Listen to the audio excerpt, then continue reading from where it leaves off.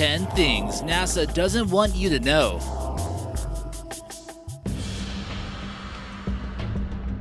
But first, thanks Amelia for leaving us this comment on our 13 alien-like animals found on Earth video.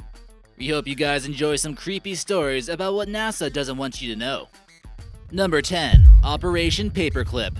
During World War II, it was rather clear who was the most advanced in creating rockets that could travel long distances. No other country besides Germany had the capability in creating the devastating V-2 rockets at this time, which would be able to precisely strike targets in London and other places. Nazi Germany certainly had an edge when it came to rocket engineering, and the US and Soviet Union wanted these capabilities. During the end of World War II, we were already in competition with the Soviets to see who could recruit as many Nazi rocket scientists as possible, and this was known as Operation PAPERCLIP. This was the beginning of the space race. People like Arthur Rudolph were recruited, who had direct links with the Mittelwerk factory that used forced labor from concentration camps to help construct the V-2 rockets. As you can see, these weren't the greatest people on Earth, but America collaborated with them anyways. Number 9. Erase moon landing tapes. So possibly the most important moment in the history of mankind gets erased on accident by NASA. Oops. The first original moon landing tapes were filmed on July 20th, 1969 and no longer exist. But don't worry, NASA claims to have updated new digitally enhanced versions instead. And NASA claims they look much better too. The truth is, no one wants to watch those old grainy films nowadays, and in modern times, it's all about the HD. Over 500 million people watched Neil Armstrong step foot on the moon in a mission that would defy all odds. NASA searched through thousands of boxes of stored footage to find these tapes, but with no luck. They eventually realized that they must have been taped over with satellite footage. Many are quick to criticize the moon landing video as being entirely staged inside a movie theater. And maybe there was something NASA changed in the digital remake so we couldn't tell it was a hoax? Who knows? Number 8. James Webb Telescope. Funding space exploration is certainly important in order for us to finally understand if we, as humans, are all alone in this universe. But how would you feel if one project was initially supposed to cost $500 million, but is now 17 times more expensive than originally planned and cost $8.8 billion to make? Not only is that the case with the James Webb Telescope when construction began 20 years ago, it was supposed to be ready in 2007 to go into space. However, the budget has continually increased and the launch date has changed a mind-blowing 12 times. It was just completed in 2016, but who knows how much longer it'll take to eventually get into space, if there'll be any malfunctions, or if they'll tell us if alien life is out there or not. Any potential launch accidents could result in the biggest waste of money ever. You gotta be hoping this thing actually works. Number 7. Live feed cuts.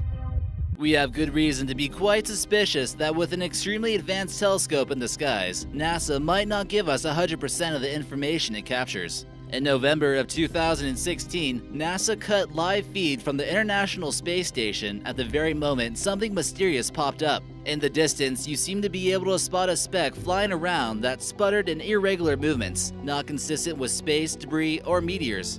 UFO enthusiasts claim that this happens quite often. Another video shows about 6 or 7 objects fly by that you see in this photo from a video clip taken in 2017. What else is NASA not telling us? Number 6. Nuclear test on the moon? The US government is no stranger to nuking things. It doesn't really matter if it's a tropical island in the Pacific, in our atmosphere, or even on our home soil. So would it really be that far-fetched to believe that they possibly nuked the moon at some point or planned on doing it? Could that be why there's so many craters on the surface of the moon? What better way than to show the Soviet Union who was boss than nuking the moon, right? A writer who was creating a biography for an astronomer named Carl Sagan came across some unbelievable intel. Known as Project A119, there appeared to be a plan for the US to completely militarize the moon and even use it for nuclear testing. This photo shows a possible design of a spacecraft that would have allowed a nuke to possibly strike the surface. All these plans, however, were apparently never performed due to the Test Ban Treaty in 1963. This treaty prevented the US and Soviet Union from using outer space for military operations. But could there be some kind of superweapon on the moon pointing at Earth? Some claim that the moon was indeed nuked in order to kill some type of alien base up there. Number 5. The Mars Rover.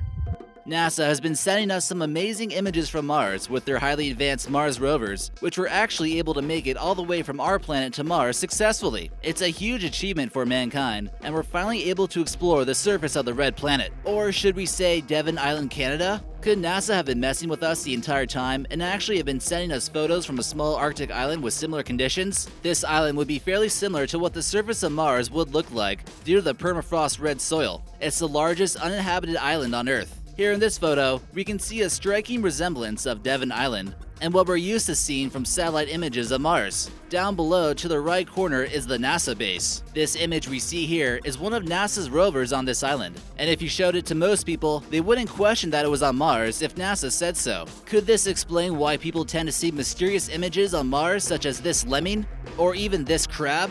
Let us know what your theory is on this in the comments section. Number 4. Testimonies of Gordon Cooper. With all the space exploration NASA has done, you'd expect there to be some experience with UFOs. Despite being sworn to secrecy about what he saw, Gordon Cooper, a pilot for the Mercury spacecraft, came forward about his experiences with a mysterious aircraft, to say the least. In 1957, Gordon was assigned to an experimental aircraft, and while flying around, he says he saw a strange-looking saucer-like craft that wouldn't make a sound while flying.